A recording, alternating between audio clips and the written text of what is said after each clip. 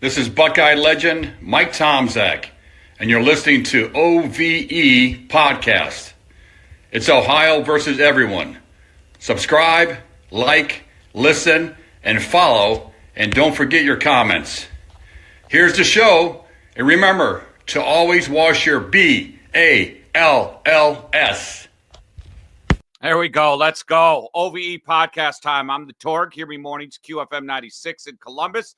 Sam Grooms, if you're hurt at work or in an accident, let attorney Robert Schuerger go to war for you at warforyou.com.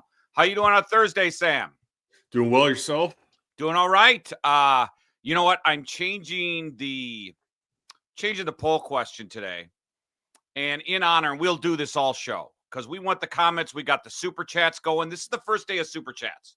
Zach got us up. We qualified, got the people listening to the show, watching the shows, got the views, got the watch hours. We did it in 3 weeks, so we appreciate you. But in honor of Gene Hackman, and that's a bizarre story, 95 years of age, don't know what the hell's happening, got some theories going on. But if you did not know, outside of Hoosiers, Gene Hackman was in another sports movie called The Replacements where he was coach. I don't know much about it. I've seen it. Had Keanu Reeves, a kicker who smoked, and a hot chick from Melrose Place. That's what I remember about that movie. But he was the football coach. So, in honor of Gene Hackman, who's the best coach in a sports movie? Wasn't he the right-wing judge in the Birdcage as well? He was. There's a lot of stuff, man. Unforgiven. He won an Oscar. Tons of stuff. He won 2 Oscars, didn't he? He did. You won a best supporting actor and a best actor, I believe. Yeah, French Connection. I've never seen it. Neither have I. Yeah, movies out before I was born in blurry color. No bueno. He's a great actor. And great actor. True actor. You knew, this is pure speculation. This screams carbon monoxide poisoning to me. They but ruled then it I read out. something about pills being spread out all over the room and stuff. But also, he has been very reclusive to the point where, he hadn't been spotted in public except for one time in the last 10 years. And I can only imagine if you're Gene Hackman, how hard that is to do in Hollywood. Or pretty easy because you're sick of it. He's a pretty serious guy. I don't see. He didn't even live in Hollywood. He lived in Santa Fe. So I don't think he was a Hollywood. New Mexico? Maybe he liked it. Yeah, he lived in Santa Fe. So maybe he didn't mind not being seen in public. You know what I mean? He is, though. Gene Hackman's an actor. He's not Jake Gyllenhaal, who I could crap out right now, and who could listen. Jake Gyllenhaal made out with another dude, and people think he's a great actor. So brave. Yeah, so brave. Yeah, Heath Ledger, actually good actor. Making out with another dude doesn't make you a good actor. Maybe not quite as crazy, but he's got a little bit of Daniel Day-Lewis in him where the acting is the job. He's not interested in the parties and the celebrity that comes with it. He shows up, he does his job, and he goes home kind of thing. Yeah. Great. I'm going to make an admission. Yep. I have never seen Hoosiers. Shut the door. I swear. Never seen it. I'm watching it with my boys tonight. That's what we're doing tonight. They haven't seen it either. My 8th grade basketball coach is probably going to have a conniption or an aneurysm if he ever hears that. Dude, love the movie. You got to watch it. It's a must watch. Norman Dale's in the running. Hinckley? Is that the name of the gym? Oh, I don't know. It's at Butler? Oh, I don't know. I think it's Hinckley Gymnasium. Is that right? I don't know. Who knows? No, because it's a high school gym where they thought it was at Butler. It's Hickory. Maybe it's near Butler. In the movie, it's Hickory. No, it's a small town. It's like they used to do single seeds back in the day, like one single tournament, and they're the smallest school ever. I think the enrollment in the school is like 161 people, like in real life. Hinkle Fieldhouse. Hinkle. Okay, there we go. Hinckley. Butler. What are you? Butler's a major university, bro. It's in Indianapolis. It's not major. It's a university. No, I've been on campus there. It's a big university, like Dayton. Like a Dayton. It's kind of a major university, right? A MAC school. Not Butler's not in the MAC, but I'm just saying the size of like a MAC school, right? I haven't seen Hoosiers, but I have played at Butler's baseball field. Have you? Yeah. Dude, you got to watch that immediately. What about Coach Klein from The Water Boy? Water sucks. It really, really sucks. Coach Klein in that So, Playboy. we're going. Who's your favorite coach in Yeah, a best movie? coach in a sports movie. Gordon Bombay in The Mighty Ducks. Bud Kilmer. Yeah, there's a lot of them. Danny O'Shea What was in The Little Giants. What was Pacino's name in Any Given Sunday? That one. But I don't know, but he liked the hookers. Yeah, he likes those big asses, baby. He likes the hookers. Pacino liked the hooker in that movie. Jesse Spano, Saved by the Bell. Smoke show. Yes. Big fan. You don't see Tiffany Amber Thiessen, though, playing a hooker, a whore. She won't. She refuses. She won't play a hooker. Tony D'Amato was his name. Was that his name? Dude, that was a good, bad movie. Yeah, it was. And that was kind of like, it was one of those movies where it couldn't figure out if it wanted to be a sports movie or a drama. Like it was a little bit of both, but none at all at the same time. Like was that a Kubrick movie? Mm-mm. It was one of those. Oliver Stone. Yeah. So that's why it's weird. You got some of these weird directors like that. That makes sense now. By the way, did I ever tell you the story when I interviewed recently Tiffany Amber Thiessen, and there was like a connection? Like she asked for my number off there was something going on. There was magic. I was kind of flirting with her, kind of not flirting her on the air, and she was like bringing it on. Like, not kidding. Like I was mentioning, like, oh man, I grew up, I mentioned like 90210 and Slutty Valerie, and there was just a chemistry on the air. You could feel it between me and Tiffany, and we were flirting with each other. There was definitely, I wasn't going to let it go. I know this topic has come up on the pod before, but I am all about Elizabeth Berkley over Tiffany Amber Thiessen. So she's slutty, she's sluttier, taller. There you go. I think you nailed it there, buddy. Shoulder boobs in a movie. Tiffany Amber Thiessen isn't showing her boobs. It's not happening. Did you probably didn't listen to it, but we had Valerie Bertinelli on. She wrote a book about Eddie Van Halen, so we threw her on. And Jerry was flirting with her, and she was so repulsed where Jerry goes, I could see us sitting down, or Jerry goes, I could see us having coffee. And I said, only if you're serving it. Like he was flirting with Valerie Bertinelli, and it wasn't going anywhere. I know exactly where I was when I got the news that Eddie Van Halen died. And I'm not a huge Van Halen fan, but you also kind of have to acknowledge the genius that was Mr. Van Halen. We were in Bar Harbor, Maine, for my wife's birthday when we were listening to like a classic rock station, and the radio jockey came on, the disc jockey came on and announced he had passed away. So you'll be in Maine and listen to classic rock, but not in your own city to your pal and listen to classic rock. Well, am I listening to classic rock or am I listening to the morning show? It's a combination. My problem with your show is I tune in to listen to my pal, and it's always classic rock. I hear you. Let him live. By the way, Super Chat is open on YouTube. Who's going to be the first YouTube Super Chatter? Because I got a prize for them. Whoever does the first Super Chat, I got it. So let's get Super Chat, and we will do whoever. We're kind of going to do what Zach's doing on Menace. Whoever is doing the most money Super Chat, Josh Simmons, he framed, could be a top 10 pick, they're saying. Josh Simmons, framed, signed, autographed Buckeye jersey from now till the end of the spring game. Whoever is, we're going to keep a board of everybody who enters. Sam, you're going to do that, right? We're going to write down everybody. Here we go. Right now, Nick D, jump $2 on you. Do you really want me to do this? Yeah. Oh, shit. I'll do it too. We'll compare notes. I'll do it too so we don't screw anyone out of it. Right? All right.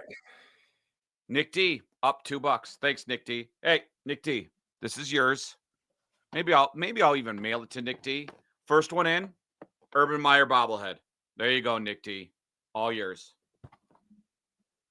Right. Email me, Nick D. The OVE podcast at gmail.com. I'll get it to you, just like last time. I'm gonna have a running tally. I'll start it, and we'll go from there. Beautiful. Let's get them going. By the way, here's a picture of the Josh Simmons. Ignore that bottom part there. That's my camera. There's nothing wrong. That's a background of the picture. See me in the background there? There's nothing wrong with that bottom right-hand corner.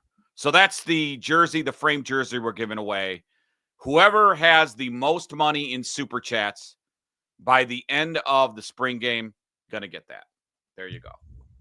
And keep or them coming. whatever we're calling the spring game this year. Yeah, well, yeah, it kind of sucks because there's a lot of teams now that are not doing spring games. And it's exactly what Matt Rule said, Sam.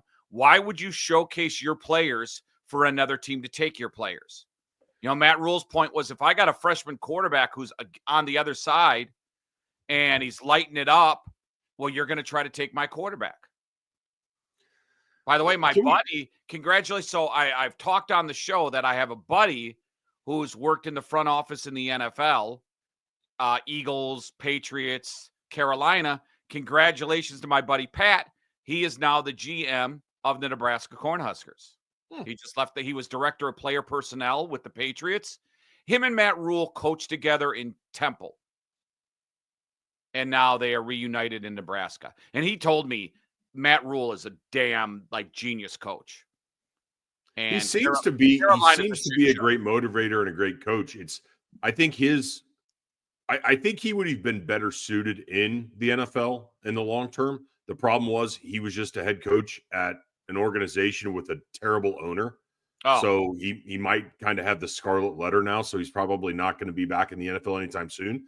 The issue where I want to see Matt Rule succeed is if he does stay in college. Okay, you were good at Baylor. Okay, you were good at Temple. Can you do it at Nebraska?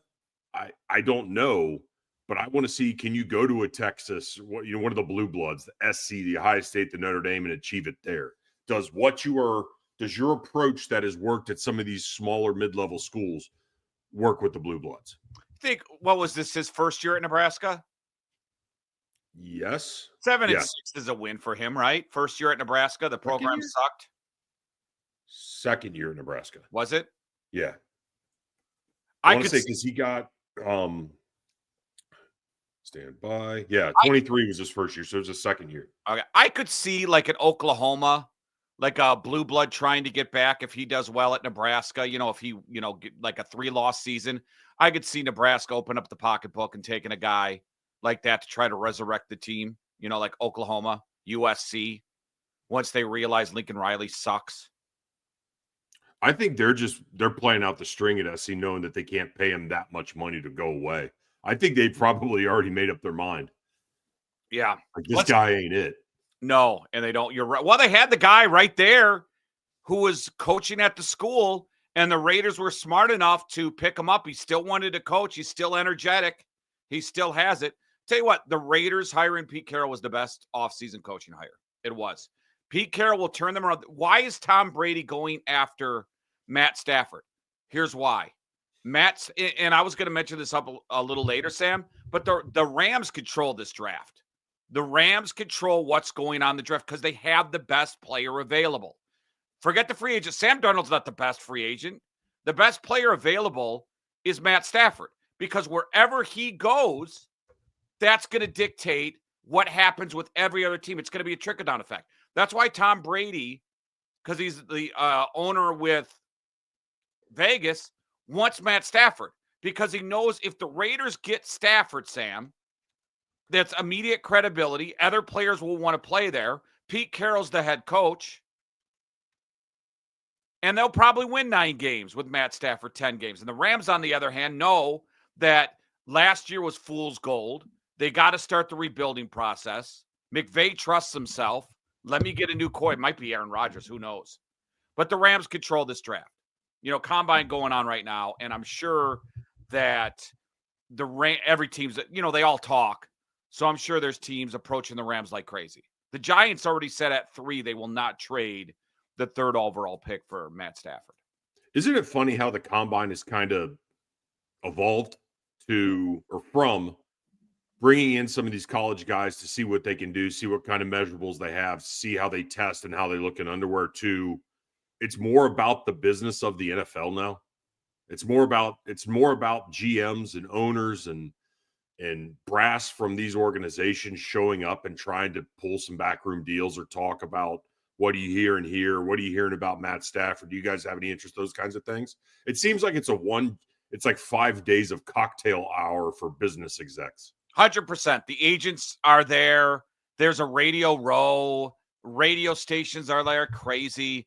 Every national show's doing their show there. Podcasters are doing their shows. It's just for agents to walk around, make deals, make trades. You saw the Hard Knocks with the Giants, right? Where when they traded, who did they trade? They traded a second-round pick, and they got the Burns. They got Burns from Carolina for a second-round pick. And if you saw that Hard Knocks offseason with the Giants, it all started at the Combine. They were watching players. Joel Shane, who's the biggest dope GM in the world, maybe not the biggest, but he's right there. Up there in the running. Right up there. Bragging about letting Saquon Barkley walk away, thinking he was the smart one. That dope, he kind of whispers to the who is the linebacker that's the GM there? Is it Dan Morgan? At New York? Carolina. Oh. Yep, Dan Morgan. Okay, he moused to Morgan, hey, what will it take for Burns? And then the Morgan says a first, and then they're negotiating the deal like at the side of their mouth. Well, I'll give you a second for him. And that's watching the Combine. So I can almost guarantee you when the Rams are out there, teams are going to be, so what's it take for Stafford?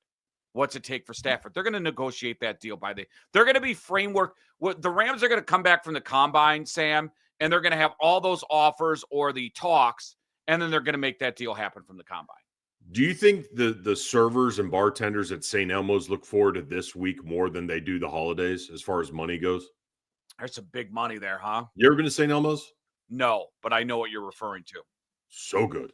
That's what I hear. I would imagine with the brass running through that town this weekend, and the I guess the hype or the notoriety that St. Elmo's has, my guess is a lot of these guys are probably making a stop. And, when you're probably there on the company dime too, or you are the company and you're a billionaire, probably a little easy to get a little loose with the old pocketbook at St. Elmo's Steakhouse. And hookers. The hookers are flying in. I don't know. I was just saying they better be flying in because I'm not sure that the hookers in Indy are top notch. No, they're flying in. The hookers are flying in for this event. And I respect the Midwest, but come on now. No, I agree. When we come back, some news at the Combines involving the Browns, and it's not good. We knew this was going to happen. Andrew Berry is a dope, a gigantic dope. Remember, Super Chat is back. We're giving away a Josh Simmons framed autographed jersey from now until the spring game or whatever the hell they call it, the exhibition at the shoe. We are going to tally up whoever is the leading money getter in the Super Chats. Today's our first day of the Super Chats. I see Blue Wolverines already on deck. He's going to win 2 shows. You're going to get a Michigan man beating you. That's why we can't have nice things. Super Chat is going. Remember to like and then put in the comments in honor of Gene Hackman, 2-time movie coach. Who is the best coach of all time in a sports movie? Who's your favorite one? I don't think there is a kind of a correct answer. No one's mentioning, Sam, Kurt Russell is Herb Brooks. I did see it in the chat. I think that's a great one. Yeah. I think Charles mentioned that one. Has anyone mentioned there's no crying in baseball? Nobody's mentioned that. Nobody's mentioned Tom Hanks. I do have a throwback baseball manager one for you. I've got 2. I've got a runner-up and I've got a winner. We're taking a break. We'll be back in 60 seconds. Combine news. The Browns are screwed. Bengals might not be screwed. And more coaches, managers, executive in a sports movie in honor of Gene Hackman in 60 seconds. We go to war for you. At Schuerger Trial Attorneys, we don't back down. Accident?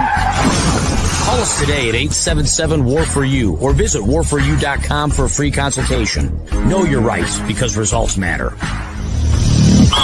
That's 877-WAR-FOR-YOU. 877-WAR-FOR-YOU or visit warforyou.com. War for you. Warforyou.com. Dan Robb Management has over 40 years experience in all aspects of payroll, processing checks, tax filing, W-2 and 1099 preparation. First-time customers get 50% off their first 3 months processing fees. Give them a call now, 614-297-1158 or denrobmanagement.com. The OVE podcast, The Torg, Hear Me Mornings, QFM 96 in Columbus, Sam Grooms. Remember, subscribe, like, follow, share. Let's get the like button. You see that little thumbs up? Click it, man. Blue, click it. Get it going. And remember, the Super Chat, first day of the Super Chat, Sam. And let's go ahead and get the biggie out of the way. He's already in the lead. Beat up, coming strong. He's the man. He really is. He's the man. Buckeye fan, dude. Like, he gets it done. He just gets it done. And he's a sensible Michigan fan, too. Yeah, it seems to have his head on straight and not too far up his ass like a lot of them. He's my favorite Michigan fan. And he just gave us $50. We call it the Sam Grooms Retirement Fund. We tried to keep Sam Grooms. No one wanted to keep you, I guess. Yeah, that's all right. You know what? I don't blame him for a second. All right, you got to get rid of that. I don't even know how to do that. Do what? Oh, get rid of that screen. Hey, one we haven't. Does this count? Does Mr. Miyagi count for best coach in a sports? He was kind of the sensei. I would say if you consider karate a sport, I think he was a coach, certainly. All Valley Championship. Is karate a sport? All Valley Championship, Cobra Kai, Miyagi-Do. I've got a runner-up for you, and it's a throwback, and then I've got the standalone winner in my eyes, who also recently passed away. Okay. The actor did. So give it to me. First off, I'm going Morris Buttermaker. Who's Walter that? Mathau from the Bad News Bears. Oh, jeez. All right. And then my winner is Chubbs Peterson from Happy Gilmore, because he took a beer league reject hockey player into a gold jacket winning major champion in Happy Gilmore. Okay. Who's the manager in Major League? Lou Brown. Lou Brown. The actor is James Gannon. He's an honorable mention. How about Denzel and Remember the Titans? I know we're going off on tangents today. So yeah. Denzel Washington won the Oscar for Training Day. I think that the role he played in The Message in the movie Remember the Titans was a better job at acting, should have gotten the Academy Award for that role versus Training Day. I think it's one of those things with the Academy, because I know what you're talking about. I believe that he beat Russell Crowe in A Beautiful Mind, and it's hard when you go kind of like mentally ill or whatever it is, whatever, Connor Stallions has or the Beautiful Mind guy has, when you're kind of a little loosey-goosey upstairs. And I don't mean like Dustin Hoffman. I just mean you're like not in like Rain Man. I mean just like Connor Stallions, like A Beautiful Mind guy, are kind of the one and the same, but one guy's super smart and the other one's a stupid Michigan idiot. I think that year he beat out Russell Crowe. And I think it was one of those where Denzel was passed up so much that they felt, all right, this is a really good role. We got to give him the Oscar because we don't know if there's going to be another opportunity for him to get one.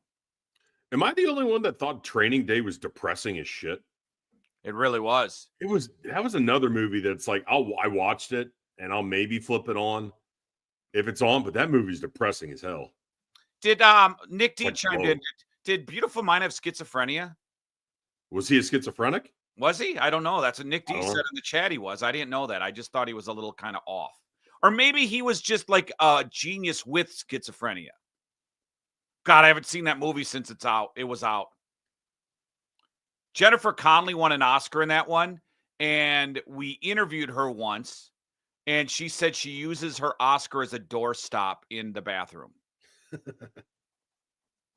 Wow. Why would you? By the way, Jennifer. Yeah, schizophrenic. Okay, I didn't know. Yeah, I thought he was just a little like kind of like genius, kind of, like a little. I don't remember. I honestly saw the movie in the theater and I never seen it again. Well, the richest man in the world is a genius with it's autism, right?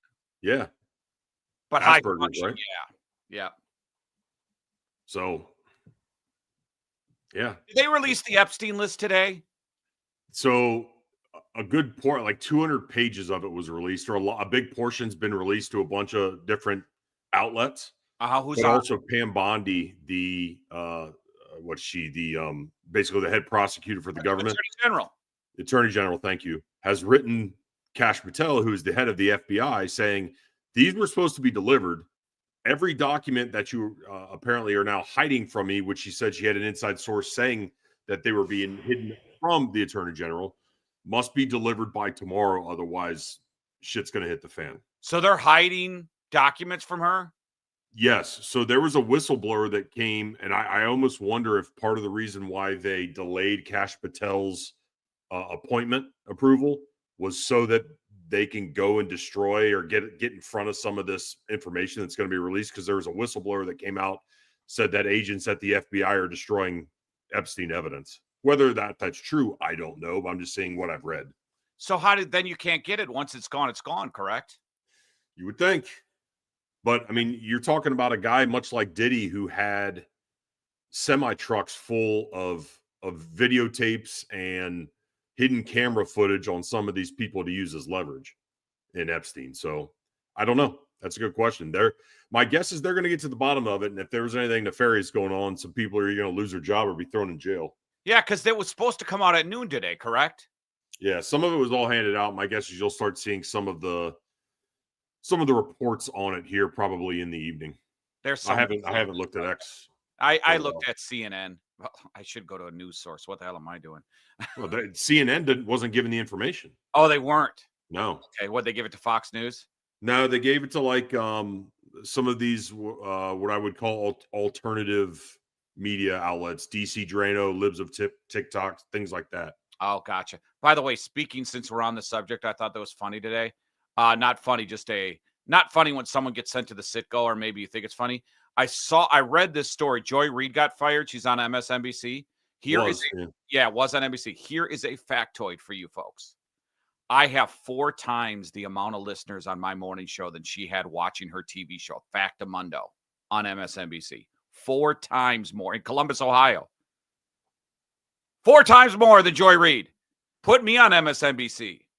Do you know that Rachel Maddow is making $25 million a year and she only does 1 show a week? Now she's doing every day, though, because... Well, she's got space to fill. But before she was making $25 million a year to do 52 shows. Let's just call it 50 shows a year. But she's the main man on the network. Pun intended. I see what you did there. Yeah, see what I did? And I meant it too. Let's do Combine. I think this was stupid, Sam. Andrew Berry was interviewed at the Combine, and he made a comment. They asked him about Myles Garrett, right? And Andrew Berry said, we're not trading him.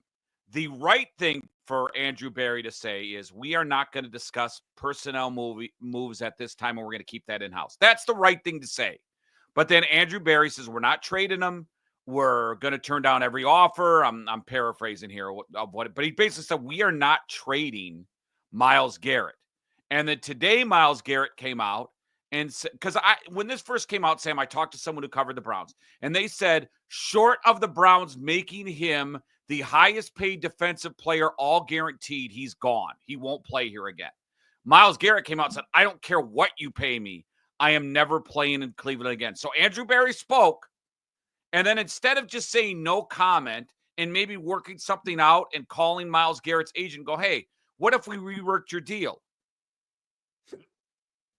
Now Myles Garrett has played checkmate. You made a move. You moved your pawn. He moved the little horsey that goes in an L, and now it's checkmate. I don't play chess. I don't know. I just know the horsey goes L. I don't know if Myles Garrett could even get a checkmate, since he doesn't have any of the leverage. He's under contract for 2 more years. But here's correct. But you know what the leverage is, Sam? Is the leverage is because when you look at the Browns, is Andrew Berry doing what's best for the Browns, or is he doing what's best for Andrew Berry because he's saving his ass? He's obviously doing what's best for Andrew Berry, right? And what's best for Andrew Berry would be Myles Garrett to play this year, because right, correct? Mm-hmm. But this is what Myles Garrett's going to do. He's not going to show up, and then he's going to show up at week 10. They won't be able to play him because he's going to be out of shape till like week 13. Myles Garrett's going to get his year in, so he'll have 1 year left on his contract, and the Browns will be crap, and then Andrew Berry will leave and get fired. You can get him for breach of contract at that point. That won't happen. No. It's in the you can sit out as long as you want. They can fine him, But if you show up week 10, you get accredited a year in the NFL. Oh, well, he's not going to get paid for those games missed. No, he's not. No, he's not. Right. But I don't think he cares. And let's be honest. Do you think Myles Garrett needs the money? No, probably not. But pour. listen, like, I understand these players think, like, Jamar Chase last year, think they have the leverage. Like, it's one thing to have it, you're going into your final year. Okay, maybe we can talk about that. If you got 2 years on your deal, you signed the deal. Show up and honor the contract. And maybe the other way to look at this too, and again, I feel like I'm defending Andrew Berry here, which makes me want to throw up. Maybe him saying that we're not trading Myles Garrett is going to continue to drive the demand up, drive the price up too. You know what? Because Really at the end of the day, I've said that them trading Myles Garrett is probably going to get them faster or better faster. I think it's probably the right thing to do. But the longer that the organization publicly holds out and says, hey, we're keeping him, that's just going to continue to drive up demand for him. And especially if he's going to, if Myles Garrett's going to do this stalemate, try to create this stalemate and essentially force the Browns organization's hand. So, I mean, I could see it in all different ways. I guess my point would be is if I'm the owner of the Browns, the trading of Myles Garrett would signal to me a full rebuild of the organization. Why do you want the guy that called all the shots to put you in this position being the one to head up the rebuild? I don't understand that. And that's probably why Andrew Berry's doing everything he can to hold on to Myles Garrett and not acknowledge the fact that trading him would be in the best interest of the organization. I think that's a hell of a point. I never even thought of Andrew Berry of being that intelligent to run up the price, but you might be right. This might be a thing where, all right, I'm not taking your calls. And remember, it's only the combine, right? We haven't even pro days. So he could continue all the way through pro days of saying, I'm not going to trade him. We're not going to trade him, right? And then I can evaluate the players in the draft. Now I've seen the combines. Now I've seen pro days. I got a good idea with watching all the tape of who I like in this draft. I could easily see 2 first because the one thing about this draft is it's not very top heavy, Sam, but you're going to have starters in the 3rd round. Like Travion Henderson, he's going to be a starter in this league because of his blocking. He could be in the middle of the 2nd round. Jack Sawyer is going to be a starter in this league. Jack Sawyer could be the beginning, late 2nd round, early 3rd round, right? So this is a perfect draft. We've talked about they might not like the first 2 quarterbacks. Jackson Dart might be the guy they like. You make a trade, get the 15th overall pick, take the best defensive player with number 2. I think Abdul Carter's probably going to go 1. Take the best defensive player at 2, Sam. Turn around, get your quarterback at 15 or wherever the hell they want to trade, right? And then maybe get that. You'll get an extra 1, a 2nd and a 3rd, and then boom, a 2nd round, you're going to add a starter. 3rd round, you're starter. I think I agree with you. You're going to get better if you trade Myles Garrett, not if you keep Myles Garrett, because you need players desperately. We've talked about it. They have no running backs. They have a starting tight end, but no 2nd or 3rd tight end. NFL is if you watch the NFL, it is a league where most of the teams probably play double tight end 30% of the time or a good portion of the time. They don't have that. They need offensive linemen. You're going to have to cut Jack Conklin. I think DeJuan Jones is a better right tackle than he is left tackle. Joe Bitonio might not come back. So if you get extra 2nd and 3rd round picks in this draft, we're talking starters here because it really is a deep draft, and that makes you better. When you put starters on the field, and then when you're ready to get good, Sam, in 2 years when you get rid of Deshaun Watson's contract, and then you have all these young guys who are in their 2nd and 3rd year ready to be contributors, major contributors, you're ready to roll. The problem is, like I mentioned earlier, Andrew Berry is not managing this team for a long-term rebuild. He's building this team thinking he's convinced Jimmy Haslam that all we need is a quarterback and we're back in the playoffs, which that's not true. And again, I continue to come back to the point, as elite as I think, and as much as I like Myles Garrett and can see where he's coming from in this regard, where it's a business decision. It's not a dislike for the fans or for the city. It's just a business decision. He sees potentially the sunset on his career, in the, it's way out there. It's several years out there, but he's probably starting to think about it at least. I understand that perspective, but the Browns won 3 football games last year with him on the roster. And I understand he was banged up, but he still produced. So that to me signals you're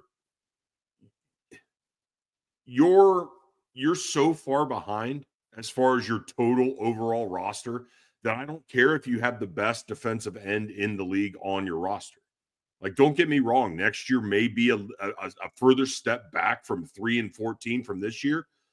But the next year, the second year, the third year, the fourth year out is when you're going to start reaping the benefits of hopefully making the right decision and stockpiling draft assets and stockpiling and filling all of the holes, not only the preliminary holes, but the secondary holes, the backup roles, because we know that injuries are going to happen in the NFL. We've seen it year after year after year, especially with this Browns organization. So again, I think everybody wins if you're able to get the right assets for Myles Garrett.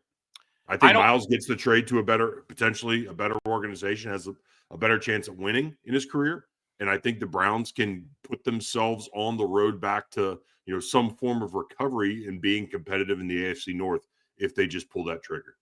And it could be very Browns-like because from a value standpoint, let's say Myles Garrett does call their bluff, Sam, right? And says, okay, well, I'm not going to play here. I'm going to sit out the first 10 weeks of the season, right? And then I'm going to show up week 10. I won't be able to play.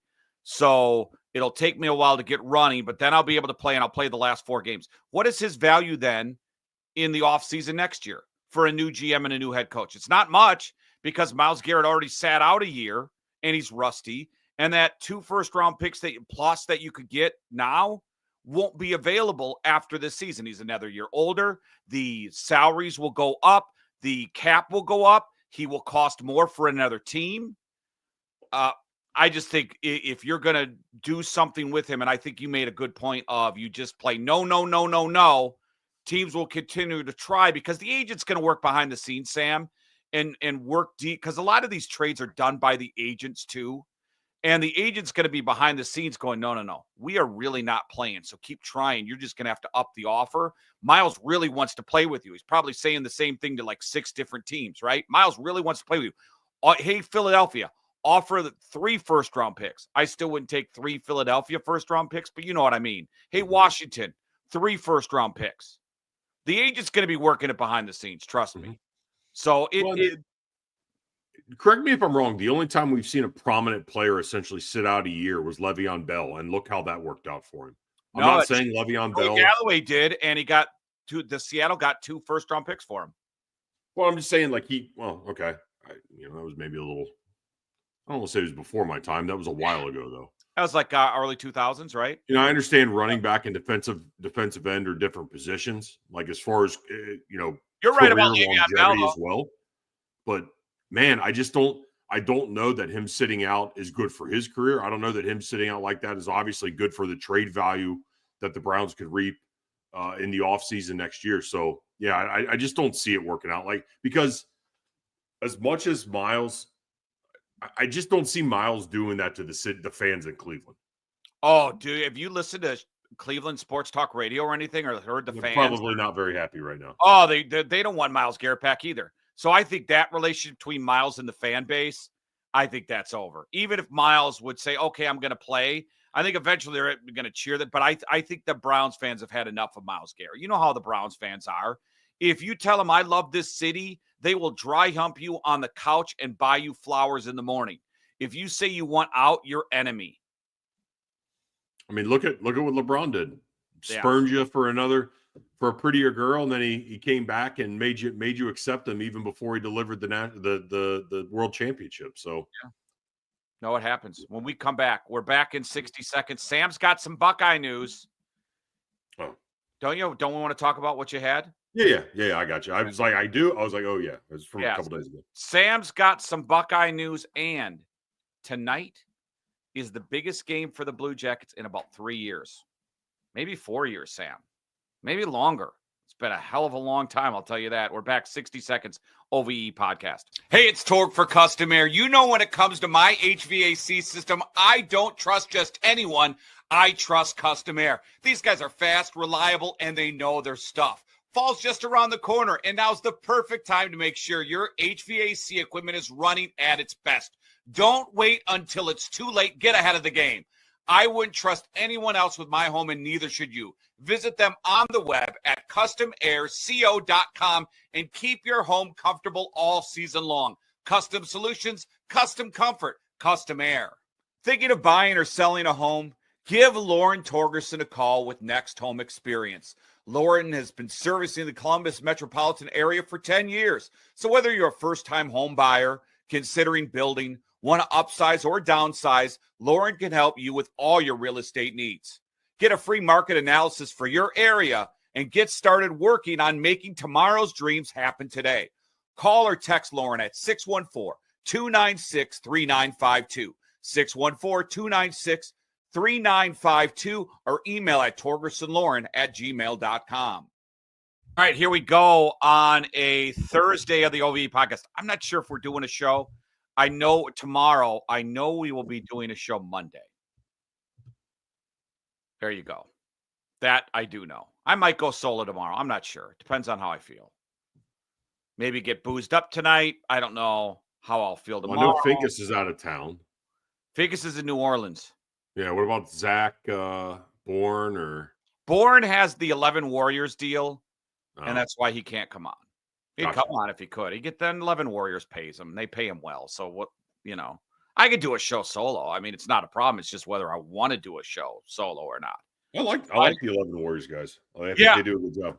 They do. Zach does a good job on that podcast. I think in the off season we were talking about going 3 days a week, and we've already gone 3 days a week. Instead of going Friday, though, we went Thursday. I think a good Monday, Wednesday, and either Thursday or Friday works for us, right? You do 2 days a week. We do wrestling 1 day a week in the off season. Then spring game, maybe I'll do every day of the week. I know. Where are we at with wrestling, by the way? Where are we at in the storylines and Elimination Chamber this weekend? And the where winner, is it? It's in Indianapolis. Is it Indianapolis? It's in Indianapolis. Didn't they just have something? Oh, they did. Where is? Oh, Royal Rumble. Toronto. Toronto. Sorry, That's over Toronto. Correct. Yeah, I got my wrestling pay-per-views goofed up. It's in Toronto, and the winner of the Elimination Chamber wrestles Cody Rhodes for the championship, and now The Rock's involved. Of course he is. Of course. Rock asserts himself. I have the Peacock again because I want to watch rugby on the weekends. So maybe I'll catch it. Really? Yeah. You know what? I did something interesting. I got every single streaming service, and then after like 2 months, I eliminate one, and Apple TV is the first one. But now I've heard Severance is a good show. So now I'm going to pick it back up. And then, what's going is once I'm done with 1923, which is a great show, by the way, highly recommend it. Once I'm done with 1923, I think Paramount's the weak link of all the streamers. Yeah, now that Yellowstone's gone. Although I will say, and I need to go back. There's a bunch of Taylor Sheridan shows I need to watch. I need to watch Lioness and Landman. There's another one. I love The Mayor of Kingstown. That's a great show. Good. Is that Jeremy Renner? It's Jeremy Renner, but right now they're in between seasons. Where he's the jail go-between? Yes. Is it good? Would I like it? Yeah, it's kind of effed up. It's not quite as effed up as Sons of Anarchy was, but it's dark. Like it's good. I highly recommend that show. I like dark. So that's on Paramount. That is correct. Did you see 1883? No, I didn't even watch the last two episodes of season 4 of Yellowstone because I knew what happened, and then I didn't watch the last season at all. Did you see 1923 yet? So my wife watched all of them, I think. Okay, that's 1923 is fantastic. Harrison Ford's in it. Dude, I hate everything and I like it. Yeah, it's very well done. Moves quick. That guy who plays Spencer in 1923 is going to be a huge movie star. Absolutely. They make you care about the characters. It's a little soapy. They got Landman is the other show I need to watch, by the way. Yeah, I said that just 2 minutes ago. Oh, I'm sorry. I'm deaf. Yeah. But yeah, it's really good. 1923 is it's a good one for the guys to watch with their wives, and you'll both be happy. And it's one of those shows where you get to the hour mark and you could watch it for another half hour. Did you ever watch Peaky Blinders? No, I heard it's good though. So I'll tell you, you have to watch 3 episodes. If you get to the end of the 3rd episode and you're done, it's not going to be for you. Okay. But you have to, I will say, commit to 3. And but then it's a after great the show. 3rd, I'll be good. What's that? After the 3rd, it really picks up. Or If you're into it, 1, 2, or 3, you're going to love the show. If you get to the end of the 3rd episode and you're like, you're not going to like it. Okay. Sam, you got some Buckeye news we were talking about. Yeah, so I got a little phone call the other day from a birdie. Said that apparently there were some issues, and we may see some news coming out of the Woody of, I'm trying to think how to phrase this properly. Basically, certain players were not given playing time on the Ohio State football squad due to the fact of their lack of, for a better word, religiousness, if that's a word, for how pious they were, apparently. And we kind of saw the outburst of religion or Christianity kind of come forward on the football program. And this is not an indictment or me bemoaning that at all.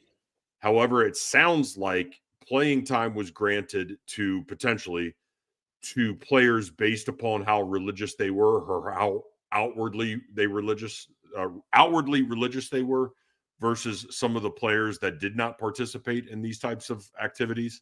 So even to the point where somebody got a hold of Naeem Offord and kind of told him what was going on behind the scenes might have been part of the reason he went to decommitted from Ohio State and transferred or committed to and signed with Oregon. So we may see that over the next week or two. And the conversations I had with you, Torg, when I talked to you about it, is I think we're going to see if this is a giant nothing burger and you don't see or hear anybody reporting about it. It's probably because they dug into it a little bit and realized that this is probably just somebody or a couple of people, couple of parents with sour grapes. But just know it's on the radar. And if you do hear a little bit more about it, I think they're probably going to attribute a little bit more fire to the smoke that we're seeing. You know what? I just and I haven't heard it, and I know who told you though. So I think it's got a little bit of credibility there. But here's where I think it started. I think there was a non-Christian player on that team who was beaten out and didn't get the play time he thought. And maybe, misery loves company. Maybe there's like 3 or 4 of the guys that weren't involved in like the Bible studies and the giving away Bible and weren't into it.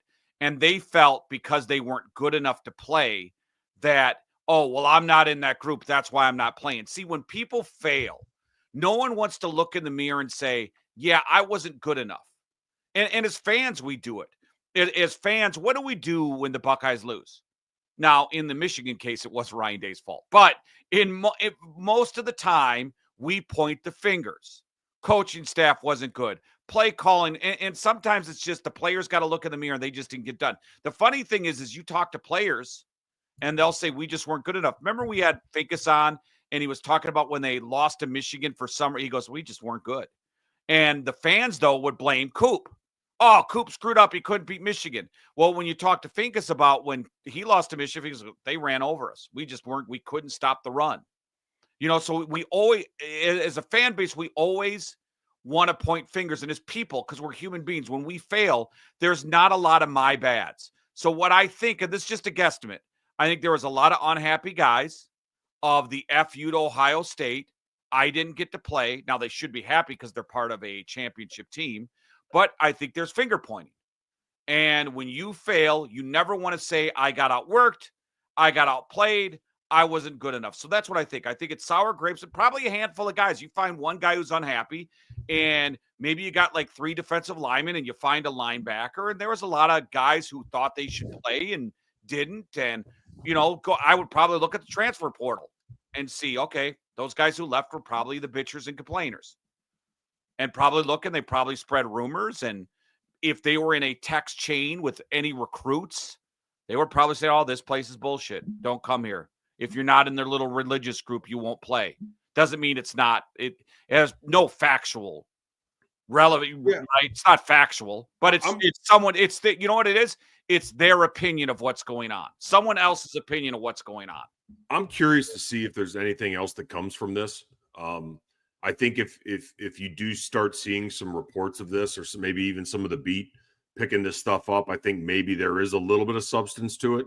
But I'm kind of with you where this just sounds like, and I've got a saying that transfer of blame is America's pastime. Basically, the inability for you to take responsibility for your own actions or inactions.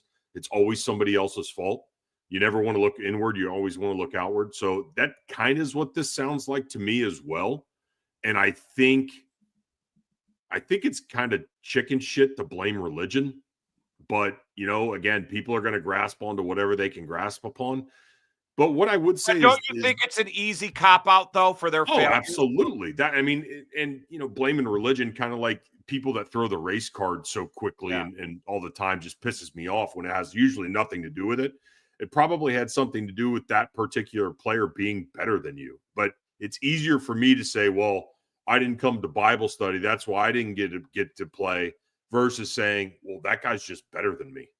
It's a lot easier to say that versus admitting to yourself that guy deserved it. That guy was the better player, And with social media now, the accessibility for players and getting this info is 10 times when I did sports radio, right?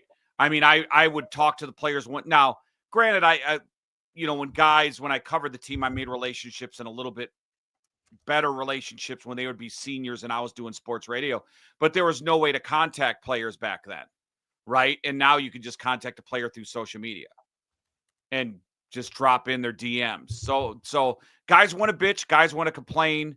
It's an easy outlet to get to people now in 2025 where they can get their message across and kind of screw the Buckeyes if they want and float that poison pill if they want. I say up tonight, Detroit, I have been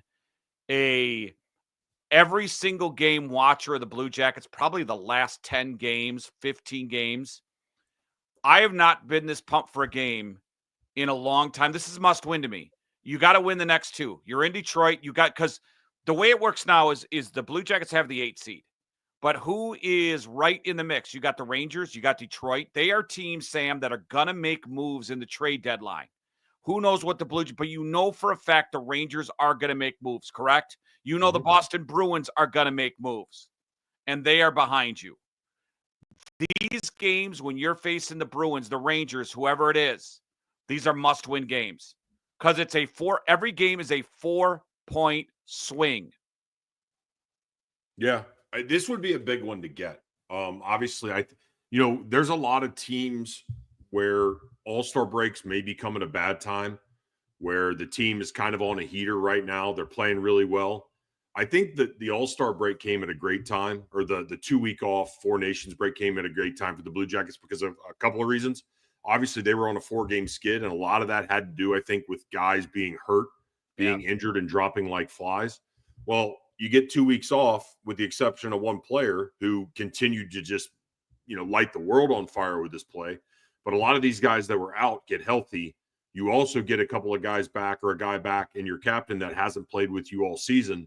So now instead of looking down, on the 4-game skid and you're looking down the bench, like who the hell are these guys? Now you're starting to get some of these guys back and you've seen what that game against Dallas the other day, let's not undersell this. Dallas is a good team and they had some guys out, but that's a great hockey team, like probably Western Conference final caliber. And the Blue Jackets took it to them the other day. So I think, I don't know that I would call this a must win because you have obviously the big game on Saturday against the same team. So you could lose tonight and win on Saturday and you're right back in the same position. However, I think nowhere with 2 games down though. Okay. And there's still plenty of a season left, especially the way they're playing right now. So I wouldn't quite call it a must win now. What I will say, I'm going to call every damn game from now till the end of the season a must win, to be honest with you, because it is. You know as well as I do, they're not going to win every game. No, I know, but it's that your mentality's got to be though. It's a must win, especially against Detroit. That's got to. I think if you can go get one on the road tonight in a hostile environment, I think you're going to have 90,000 plus on Saturday losing their mind. Hopefully it's Blue Jacket heavy fans on Saturday. But I think if you get these next two, you want to talk about a point in a hockey season or a season in any sport where you can point back and look and say, that's the moment where the worm turned, or that's the moment when we realized we could do this. These next 2 games could be a monumental shift. I don't think it's, even if you drop the next 2, obviously that sets you behind the 8 ball just a little bit. But if you could go get this one tonight, I think you buzz and you go into Saturday and you take that game 2 and taking 4 against the team that's directly in front of you in the wild card in these next 2 games would be huge. And it drops them 4. So that's the best thing. Marchenko was great the other night. Adam Fantilli, folks, watch him move without the puck. Watch him with the puck. His legs are constantly moving. He's getting it. He's an underrated passer as well. I mean, no one will talk about the faceoffs will come, man. I'm not too worried about the faceoffs. And you know what this team's missing though, Sam, that they need desperately? They need Gabranson back. They need that stay-at-home defenseman, the tough guy, the guy who can deliver punishment. So I think that when Gabranson comes back, and I think he's about 2 weeks away, that's going to be a missing need. They need that stay-at-home guy. They need that punisher. And, you know, what do you think of the Seth Jones rumors? Oh, I don't like that at all. You got a guy that's making, I think he's got 4 more years after this year. He's 30 years old now, so he's going to be 35 by the time he's done on the contract. And I think it's a $9.5 million cap hit each year on a guy that's probably on the back end of his career. I wouldn't do that. Unless you could somehow convince Chicago or another team to pick up half the salary, or the cap hit, even though you've got cap space, that doesn't mean you go waste it. He might be, because he's now speaking out now. After games, reporters are going to him, and he's talking how ass this team is, Sam. And they are. But guess what? Again, we talked about it with Myles. You signed the contract. But you know what? But Chicago might be in a position, Sam, because it's $9.5 million a year, because it's till 2030. They might be asking for if you take that deal. I bet you it could be as cheap as a second-round pick, just from the standpoint. Did you see Connor Bedard the other night in the penalty box? Did you see the look? He was like this. He looked like a zombie. He was like, they are with Seth Jones right now is a cancer in that locker. He's half-assing it. He's a cancer, and he's being outspoken about wanting to get the hell out, right? You cannot have a cancer by a young 19-year-old franchise player. You can't have that around. Leadership there's got to be like Nick Foligno and leaders showing him the right way. You can't have an assistant captain poisoning the well on your own team, right? You can't have that. That's what's going on right now. Chicago's even stupid by having the A on the guy's jersey right now. They shouldn't even have him out there. You cannot have this guy seep in. And then when you get rid of him, Sam, the one thing about Chicago, unlike Columbus, Johnny Hockey was the only guy outside of guys like Wisniewski, but they overpaid him, was one of the only true superstars who came to Columbus and signed as a free agent, right? We've had, like I mentioned, Wisniewski, but that was overpriced. Guys, superstars don't come here. So how do you get them? You got to trade for a bread man and different players, right? I'm not saying get Seth Jones.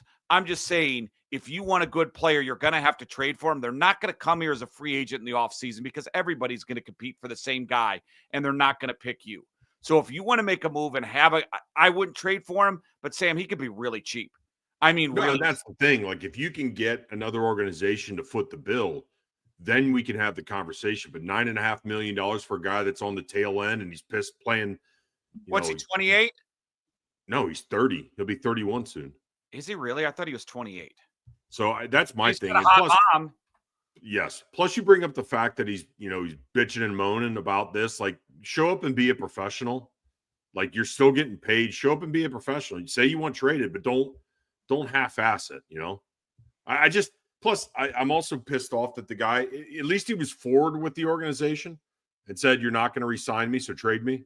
Versus, Bobrovsky and Panarin. That's another story for another day. Yeah, but the Bobrovsky. I don't think. Unless you can get them on the cheap, I don't think it's a good addition. There's probably other players out there that you can get that can fill the role just as easy and not be such a headache. I give Bobrovsky the pass in that whole thing because if you follow the story, Bobrovsky said to the Jackets, "I want a contract extension the year before." The Jackets said, "No, we are not going to make you the highest paid goalie in the league," and they should have. Then the final year, the Blue Jackets came back and said, "We want to re-sign you," and then Bob's like, "No, it's not how it works. I wanted to re-sign." So I look at the Bob thing as two things. One, the Blue Jackets didn't want to make him the highest paid guy, and Porty will tell. I think he's talked about it on this podcast. And Porty's coming on, by the way, next week. Good. Wanted to be the highest paid guy, and the Blue Jackets said no. Then the Blue Jackets came back in the last year. Well, let's work out a deal. And then all of a sudden, Bob's the bad guy because he won't re-sign. Well, he gave you the opportunity to re-sign him the year before, and you said you didn't want to pay him the money. Then you had a change of heart, And he's like, no, too late. I think the Blue Jackets being the Blue Jackets. Until Bobrovsky caught fire last year, maybe it was the playoffs the year before, that 7 years, $70 million contract was looking bad because Bobrovsky was playing backup. So, again, I think maybe both sides kind of won in that. I don't know that Bob, to that point, was playing up to that kind of term, up to that kind of contract. But I just wish the Blue Jackets would have turned around and gotten somebody for him prior to the deadline or whenever that was in the offseason, you know? I would have. I know that win against Tampa was huge, but I would have cleaned house that year. Oh, I mean, think about this. They went, quote unquote, all in, didn't keep a single one of the players they traded for, and they gotten past the. People don't remember either. They limped into that playoffs. They got 8th. Yep. They were 8th in the East. That's why they had to play Tampa. So that to me was Jarmo blowing his wad and was not smart about it. Because how many first-round draft picks you traded away for a bunch of guys you didn't even keep? Yeah. That's pretty brutal. We do have one more super chat I want to hit. What's Duchesne doing right now? All right, Quintucky, paid the $20. Yeah. I'm gonna try to figure out what you said here. This looks like a little fat thumb to me. There's no such thing as God. God was created by despots in forests and deserts. In America, we respect all religions. I bet all death threats to Ryan Day came from Christians. So yeah, maybe you're entitled to believe whatever the hell you want to believe. So I'll just let you live there. And you're probably right. A lot of people that called themselves Christians were the one probably threatening Ryan Day's family and Ryan Day directly. So you're probably right there. Quinn, thanks for the 20. Appreciate you. I don't discuss religion or debate religion, but he is probably right. I mean, the death right. I mean, everybody's hypocrites. Well, and that's the thing too, is like we all have to realize we're hypocrites to a degree. Oh, like every day. It's part of human nature. You just got to try to be better and try to minimize it as much as possible. Oh, dude, I tell you what, Common Man and Torg, 97.1, we were like the biggest hypocrites ever. Like ever. I remember, and people brought this up, and I just say, yeah, we did that. I remember we'd say, because, Florida beat Ohio State. We were on the air during that time. Or we were not on the air together, but it was like the year after. And Urban was winning championships in Florida. And anytime someone beat Ohio State, they were our enemy on Common Man and Torg show. So Florida was the enemy. And I remember me and Mike on the air saying, if Urban Meyer ever came to Ohio State, we would quit radio and leave the show. Urban, what we did? Urban came to Columbus. We became the biggest damn Urban Meyer fans. We had Urban 316 shirts we were giving away. We had the Stone Cold Steve Austin glass and talked about Urban coming to the ring and then giving the Stone Cold Stunner to Bielema on all the buffoons in the Big Ten. So people do mention, were you going to quit if they hired Urban? Yes, we did say that, but I'm a hypocrite. Said it. Guilty. You also have the plausible deniability saying, hey, sometimes what we're doing on a radio show is a bit of a shtick. It's not really what we think or really what we... Bit of a shtick. Dude, my whole world in the mornings make-believe. If anyone listens to the show and think, now Christy, she doesn't act.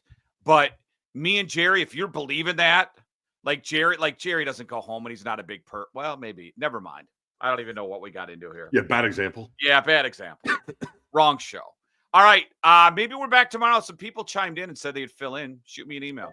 I'm open. It's all on me at this point, whether I want. I've already done 3 of them this week. I can do 4. I don't care. We're back Monday for sure. Maybe back tomorrow. Remember, hit the like, the little thumb. Hit us likes. Give us a follow. Subscribe. Appreciate you. We can keep the comments going. Even if you're watching can you comment on a replay? You can, right? No, I don't think the live chat. You can comment in YouTube. Yeah, I don't think the live chat shows up. No, but comment though. If you're watching, this you can comment. Yeah, absolutely. Comment on the best coach in a sports movie, so we can refer. If we missed anything, we could come back tomorrow or Monday and go, God, we're stupid. We forgot this guy. Yeah. All right. Absolutely. We are out. Sam, have a good one. Watch the Jackets tonight. Go Jackets. See you guys. Well, of course. I mean, there's nothing better than being American. So, I mean, this is the greatest feeling. If you don't love it, leave it. USA, #1.